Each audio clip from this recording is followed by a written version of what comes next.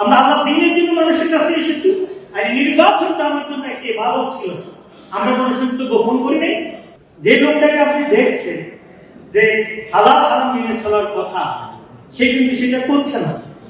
যে লোকটাকে আপনি মনে করেন যে এই লোকের মুখ থেকে এরকম কথা আসতে পারে না, অথচ তিনি সেটা বলে দিচ্ছেন, আর তিনি দাবি করছেন আমি ইমানদার, আমি আন্দোলনের এক ভাই, অথবা আমি একজন সচ্চা মুসলমান। আল্লাহ রাব্বুল আলামিন মাহে রমজানে তাকওয়াশীল লোকদেরকে পার্থক্য করা এবং তাকওয়ার ভিতরে টিকে থাকার যে একটা মজবুতি, সেটি হচ্ছে মাহে রমজানের এই মাস। আল্লাহ রাব্বুল আলামিন যে লাআল্লাকুম তাত্তাকুন বলেছেন, এখানে রোজা রাখলেই যে একদম মুত্তাকি হয়ে যাবে সেটা নয়, যে আশা করা যায় যে সে হতে পারবে। তাহলে এই যে একটি বিশাল পার্থক্য, গ্যাস, এই জায়গাটা আপনি আমি সকলে কিন্তু বুঝে যেতে পারি যে আসলে আমার পজিশনটা কোথায়। প্রত্যেকের নিজের মানদণ্ডের বিচারে কোন ব্যক্তি যদি এরকম হয়ে যায় যে রহমতের এই মাসে আমি রহমত নিতে পারছি, রহমতের এই মাসে আমি রহমত কালেকশন করতে পারছি। এক্সট্রিম মশার কয়েল প্ল্যান্ট ফাইবার দিয়ে তৈরি, ডেঙ্গু চিকুনগুনিয়া বাহি সহ যে কোনো মশার বিরুদ্ধে দেয় এক্সট্রিম সুরক্ষা। মাহে রমজানের রহমত কিভাবে ঘটতে হবে, এটার জন্য মাঝে মধ্যে আপনাদের সিরাজগঞ্জ অথবা সিলেটে যেতে হবে।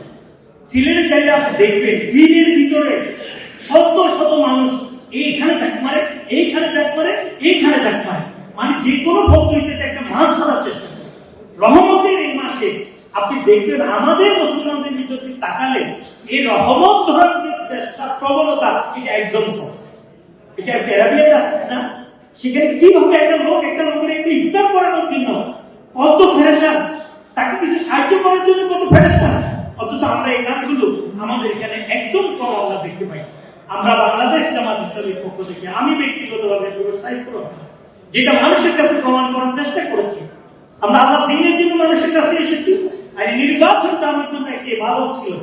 আমরা কোনো সত্য গোপন করি নাই, কোনো তথ্য গোপন করি নাই, এবং কোনো কিছু আমরা মানুষকে, আমাদের কর্মীদেরকে ইলিগেল ওয়েতে, হারাম ওয়েতে কোনো কার্যক্রম করার জন্য নির্দেশনাও দিই নাই। এই জন্য আমি বলেছি, আপনারা আমার সাথে যারা কাজ করেছেন সেটা একটা ইবাদতের অংশ। আমি আপনাদের সবাইকে ধন্যবাদ জানাই। যাদের দুর্বলতা আছে, যারা কাজ করতে পারেননি, তারা আফসোস করবেন যে একটা সম্ভাবনা হয়েছে, একটু আপনার দুর্বলতার কারণে আমাদের হাতছাড়া হয়ে গেছে। এই ধ্বংসন আপনাকে সারা জীবন ধীরে ধীরে শেষ করবে।